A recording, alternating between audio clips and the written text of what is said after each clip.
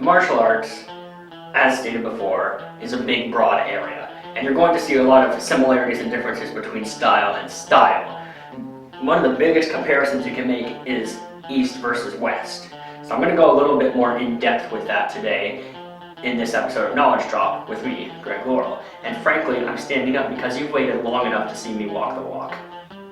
Anybody can tell you they're a martial artist. Anybody can buy a black belt. I mean, there was even a very famous line from the Karate Kid where Mr. Miyagi says, "You want to have a black belt?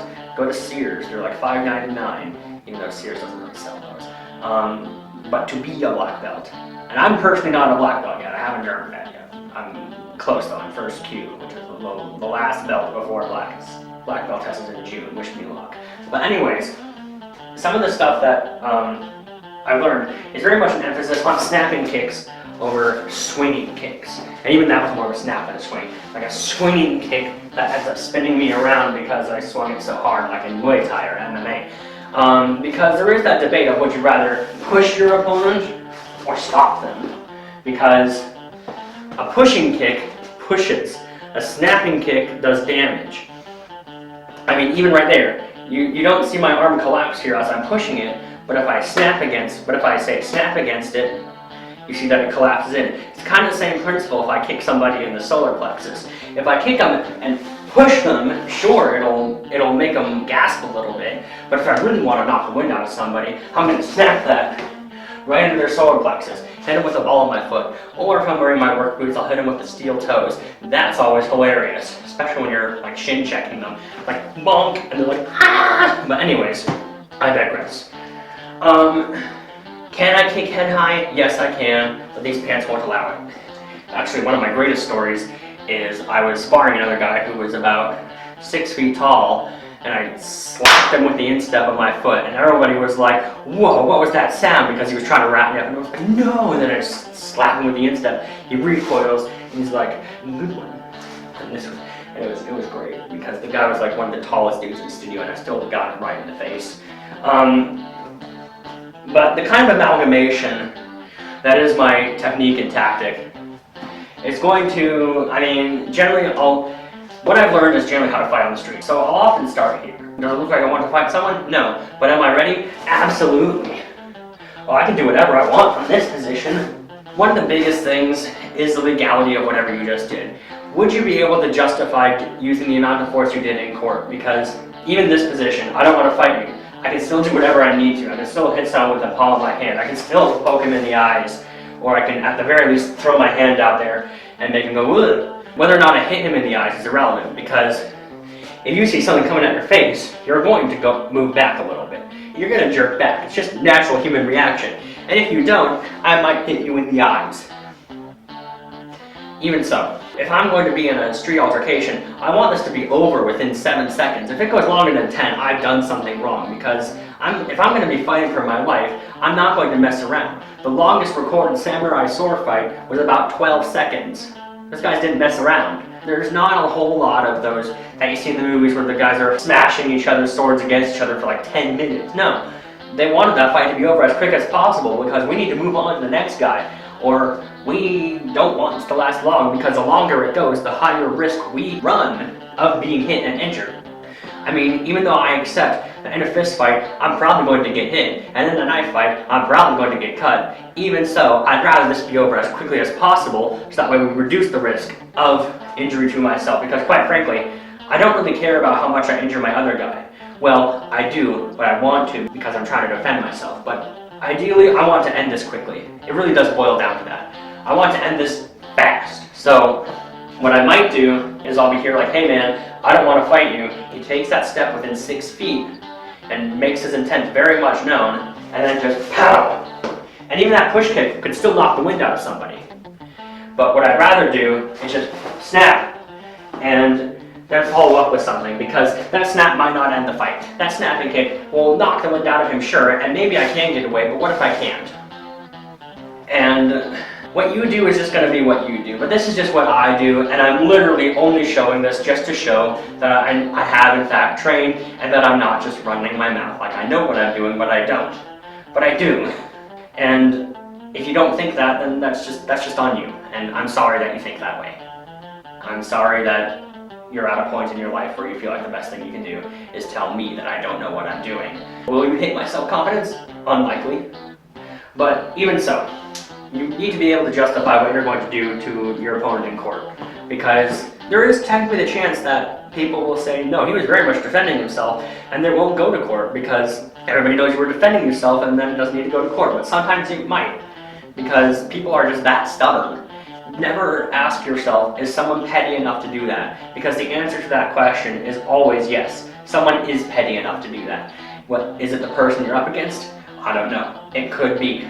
So, I don't think I should have to think about witnesses if I'm going to be in a street altercation, but I really do, because if I'm here and I say, I don't want to fight you, people generally remember what they see better than what they hear. Because if I'm here, that looks like I'm going to fight you, and especially if the other guy's got his guard up, it's really a toss-up because witnesses aren't reliable, make no mistake. Eyewitnesses are not very reliable because one guy will remember this and the other guy will remember that. So as much as they're not going to be 100% on your side, you want to kind of try to maximize it. But if your hands are open and you're kind of backing up, even though to the trained eye you're ready, most people aren't trained. Like, your average street thug is not going to have training. He might have been to a boxing gym every now and again, but if your opponent is a boxer, kick him to death. I read that, I don't remember what book it was, but there's a very famous book within the martial arts that basically just says, if your opponent is a boxer, kick him to death. If your opponent has a knife, shoot him. And if your opponent has a gun, well then, I don't remember what it said, but like, probably something like, if your opponent has a gun, then hopefully you didn't have to enter the altercation. I don't actually remember what it said word for word. But if you're here, you're probably not going to win the court fight because people just remember better what they see than what they hear. Even if you say, I don't want to fight you, man, your guard is still up, you're still ready to go. But if you're here, you can still do whatever you need to. It's just, the witnesses are going to remember his hands were open. He clearly did not want to fight. He wanted to just get out of there. But I don't want to turn this into another one of those typical videos that show up on Reddit under the caption, do you even martial arts, bro, where the guy is just teaching really ridiculous stuff and it's completely useless, and then it gets open to an absolute roast on the internet. But I'm pretty sure I'm not going to avoid it at this point, so what the heck? Why don't I just show you that spinning side kick? Why don't I just show you that front snap kick? Why don't I just show you that head high roundhouse? So why don't I show you all those? Why don't I prove that I can shadow box for 2 minutes? Heck, I challenge myself to shadow box for 2 minutes.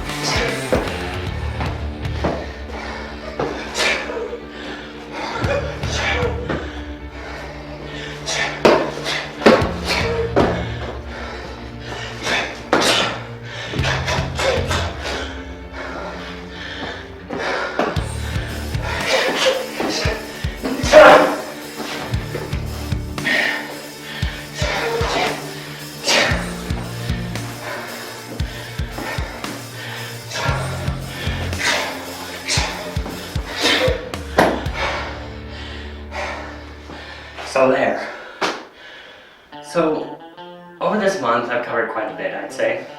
I've only just scratched the surface of what can be learned, My journey is far from over. I mean, if it's over, it's because I ended it, it's because I gave up. If it ever does end, at least within the next 10 years. But all in all, my journey is mine, your journey is yours. I mean, I can't tell you what to do on it because I'm personally not qualified to tell you what to do on it. I'm only qualified to speak on what I know. A Shodan is a mastery of the basics. That's when you start learning the really advanced stuff. That's when you start getting into the fun stuff. Because a first degree black belt's not a master. They're a master of the basics, and are now worth teaching the advanced things too. You generally don't get considered master in a belt system martial art until about 5th degree. And I've always wanted to be called a master of something, and I don't know if that's going to be martial arts. I don't know if I'm ever going to get to a 5th degree black belt in my system and be considered a master, but I've always wanted to be a master of something. But then again, if it ever does happen, if ever I do put on a 5th degree black belt and be called the master of karate or whatever system I'm in at the time, especially if it's something like that. I mean, 6-year-old asthma-stricken me never would have guessed that he'd get this far. I mean, if you asked me to do the 2-minute shadow boxing when I was in middle school, I wouldn't be able to do it. I mean, I was not very physically fit back then. I wouldn't have been able to do it probably for even 30 seconds. But I'd like to think I've made quite a bit of progress. I hope I've at least opened a few eyes to something, if anything. Even if it is just how much of a blithering fool edgelord that I am. At least someone knows something about me more than I do. When I was in 7th grade, there was a time called the epic age. It was not because it was epic, it was because if I found the excuse to throw the word epic in there, I darn well did it. There was even a story I had written where the character unironically said, "I epic forgot." If ever that journal is found, I'm going to burn it. But then again, I get the feeling that, like everybody has that phase where they're utterly intolerable to be around because of just how ridiculous it is. And we look back at those years that we were like that and we cringe, and probably in 20 years I'll look back at this and maybe cringe at how much of a cocky fool I was. This is part of my journey. Just sitting here talking about the martial arts at all, whatever reaction this garners, that's part of my journey within it. I'd like to believe that I won't give up. I've been proven wrong before about things, but this is about the longest thing I've been able to stick around with. I got to maybe a green belt in Kempo, about halfway to black before I broke my arm in 2 places. I had to put pins here to shove the bone back in place. I didn't get it in Kempo. I was running away from a hug and I tripped. That's how I broke my arm in 2 places. I was running away from a hug. That's my embarrassing injury story. But whatever happens as a result of this is just part of the journey, and I know that, I accept that. I've mulled over the consequences, and I understand and accept whatever happens is going to be what happens, and whatever's going to happen, I'm going to keep living, and it's not going to stop anytime soon, I don't think.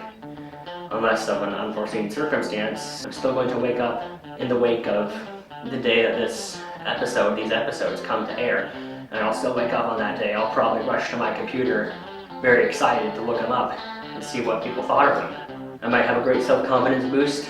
I might feel horrible for ever participating. I don't know. I'm not an oracle. But whatever happens, it's going to be what happens, and I'm going to keep living. I live with depression every day, and hell, just getting here was a bit of a struggle. There's always that matter of, is it going to work? And I know what it's like to feel like everything is gone to hell and it's never going to get back to better. But in all those years that I've been as miserable as I've been, the martial arts have still been there to help me. I looked to the martial arts for the ability to beat my enemies, and martial arts gave me the ability to beat my demons. I live this way, and I hope that whatever happens here is a positive. Whether I encourage you to enter the martial arts, whether I encourage you to begin this journey for your own self-confidence or whatever, I hope at least one person starts the martial arts journey because of what I've said here today. I really do. And even if I don't, that's frankly something I'm going to live with, because I don't see myself stopping that anytime soon. I hope this was informative for someone.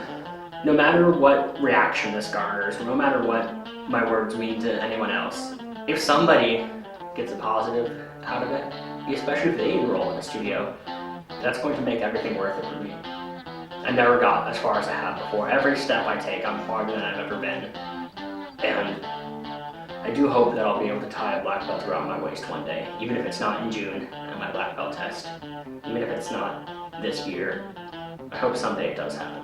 And future Greg, wherever you may be in life, I just hope you have a black belt. No, I don't hope you have a black belt. I hope you are a black belt, future Greg. Because when I look back on this and I have that black belt, and I am that black belt, I know it's going to be worth it. I really do. I wonder if in that point in space-time, I'm watching this right now thinking, hell yeah, it was worth it. Hell yeah, I got there. I look forward to that day. And I hope that future me that's watching this right now, however far in the future it is, that is that black belt, that not has that black belt, that is that black belt. I hope he can look and just say, hang in there, man. Because it's coming. Because whatever happens, whatever you lose, whatever you gain, whatever you hate, whatever you love, nothing else.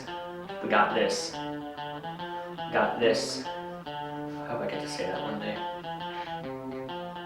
Thank you for watching this week's episode of Knowledge Talk with me, Greg Laurel. If you want to keep yourself updated on episodes and never miss one, do go ahead and click that subscribe button below. If you got suggestions, comments, or even questions for me regarding the show's topic, or just about me in general, go ahead and leave a comment. I'm probably watching. So until next week, may warrior and scholar come together and help each other to return home in great victory.